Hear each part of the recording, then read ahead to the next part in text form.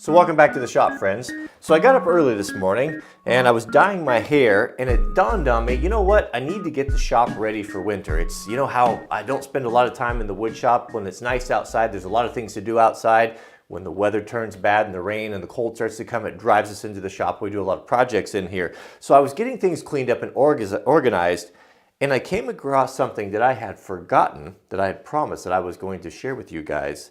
And that is the Bosch Nano Blade, what may be the absolute worst tool ever produced. So this tool was sent to me by my friend Ken, who thought that I might get a kick out of it, being into chainsaws and all. And essentially what it is a very teeny tiny chainsaw.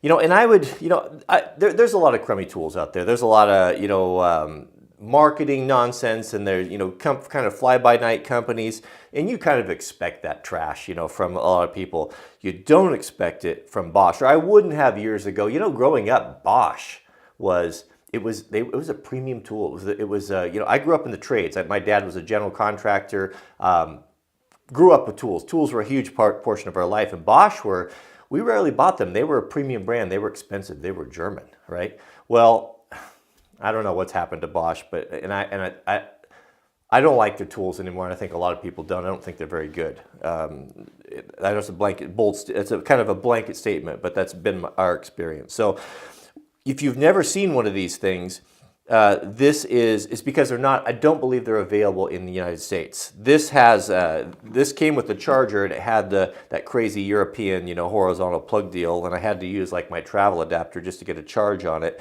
And the fact that it's green instead of that Bosch blue, I believe that this is kind of geared towards the homeowner type of market, or the DIYer, not so much the commercial market. But even that being said, it staggers me that the German engineers actually spent time and resources on this, and they had to know. They had to know when they produced it and they were using it in a shop condition that it was absolute rubbish, but they put it out there anyway. And I don't know who this would appeal to. I mean, you would have to be an absolute ignoramus to think that this thing was actually a viable tool, or something that would contribute to your workload, or that you could even do any sort of nice work with it at all. So what it is, just quickly before we'll put it to the test, it's a 12 volt, 2.5 amp hour tool. It's got the it's got the little tiny homeowner style batteries. It's got a lanyard you can't take off. It's off now. What's this supposed to be? There's a battery indicator telling me that the battery has charge but no level. I know it has charge. It's moving, right? If we open this thing up right here, this is, of course, the replaceable blade. And this in itself, just as a novelty, is kind of cool. It's a very teeny tiny, self-contained, self-lubricated chainsaw blade. When I first saw it, it was kind of neat, self-tensioning right there. It's well put together. You look at it and the feel of it and the plastic and all of that. It feels quality. It even says it's Germany here. No, it's made in Hungary, not Germany. I don't know much about Hungary, but as far as it is well put together. It's not bad, but what would you ever use it for? So they market it. I went and watched their instructional videos, and they marketed it as, okay, so you can use it in the wood shop. You can cut 2x4s with it. You can cut plywood, and they were really proud of the fact that you could plunge cut.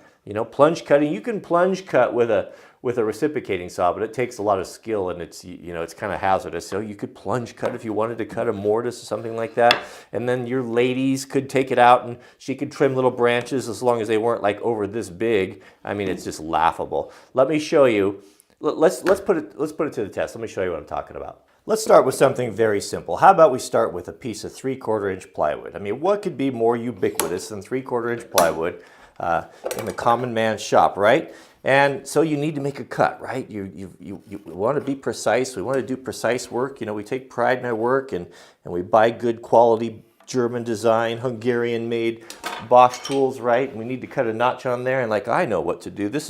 I have just the tool here. Let's see what we can do here with it.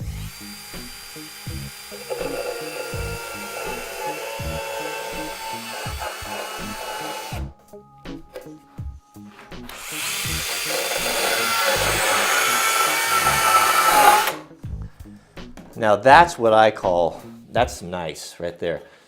Don't you enjoy that tear out? Look how effective that was, and look how clean and straight all the edges are. I mean, are you kidding me? What in the world? I mean, how could you possibly? What if you wanted to cut a radius? Can we cut a radius?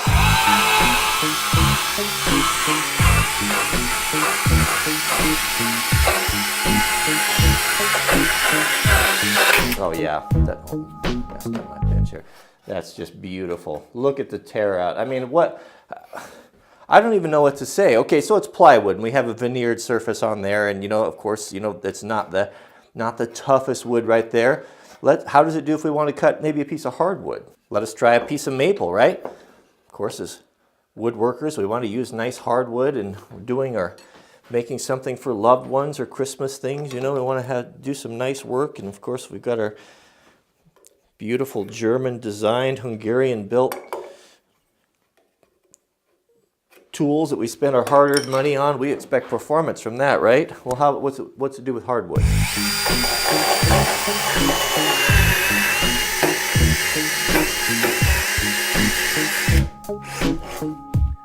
Well, it binds.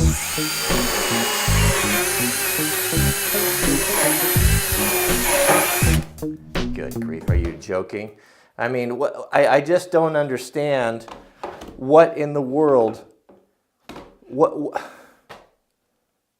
I just don't have the words. Harnessing the power of my electron microscope, we can get some close detail shots in here. I always get a lot of hate when I break out the electron microscope. People, I think they're just jealous that they don't have one. But I mean, just look. I mean, you can't cut straight. It's all. I mean, it's like imagine trying to do precision work with a chainsaw. I mean, it's that bad. It binds in the kerf. It tears everything out. It's not suitable for anything that would require any sort of precision or even just a basic straight cut. And of course, supporters of the nanoblade technology are going to say, well, it's not a precise tool. It's just made for just cutting ends off or just trimming stock. I don't know what these cost in the old country, but I saw one on eBay that was available with a charger for $199 plus $16 for shipping. So over $200 to get it to your door. So let's do a little test here. Cutting stock. We have a 2x2 right here of soft fir. And I'm going to and I've got a $27 Japanese pole saw. I'll get every advantage. I'll even use my left hand, which I'm rubbish with, and we'll see which one gets through the stock first. You ready? This is going to be harder than I may have planned. Go.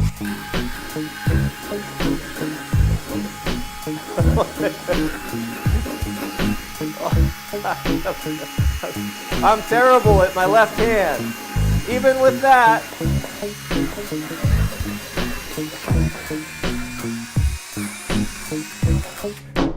It's so stupid. It's so stupid. Shame on you, Bosch.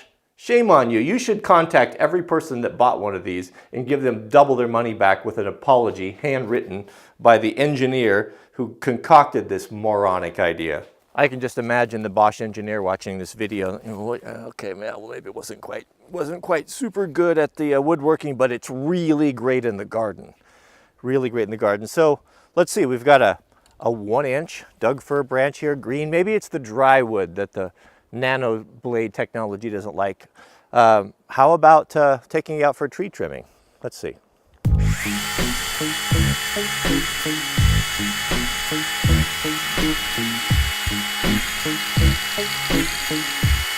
I'm not yet halfway through.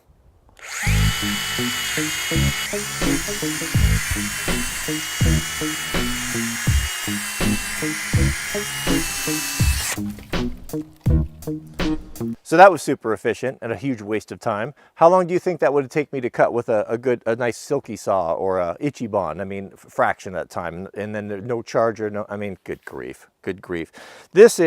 This puts me off. I mean, I know there's worse things out there. I mean, I've shown worse things out there, some cheap Amazon tools and different things.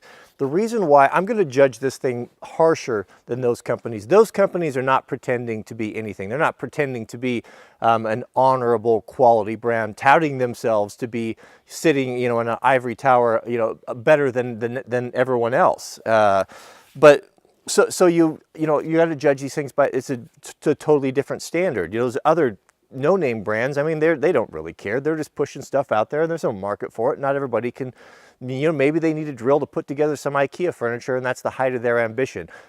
That's a viable choice. You know, go buy a $20, $30 cordless drill on Amazon. But when you're Bosch and you put something out like this and you do instructional videos and you talk about how great it is, I mean, it's just ridiculous. It's absolutely ridiculous. I hope they never bring them into the States. I'm sorry, Europe, you have to deal with this, but that's it. So what did we learn? We learned that it's horrible. Thanks for watching. We'll see you guys on the next video. Don't forget to click the thumbs up if you enjoy these videos, and I invite you to subscribe. And don't hate on me for flexing my electron microscope. You're just jealous you don't have one.